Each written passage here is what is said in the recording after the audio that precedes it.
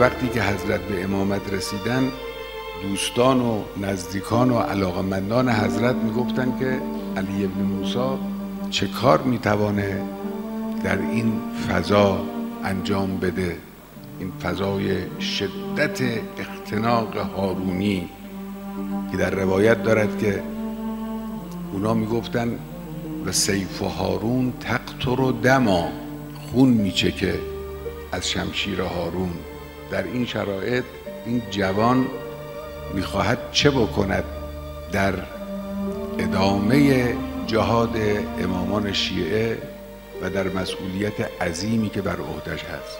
این اول امامت علی بن موسی رضا علیه السلام. بعد از این 19 سال یا 20 سال که پایان دوران امامت و شهادت علی بن موسی رضاست، وقتی شما نگاه میکنید میبینید که همون تفکر ولایت اهل بیت و پیوستگی به خاندان پیغمبر اونچنان گسترشی پیدا کرده در دنیای اسلام که دستگاه ظالم و دیکتاتور بنی عباس از مواجهه با آن عاجزه.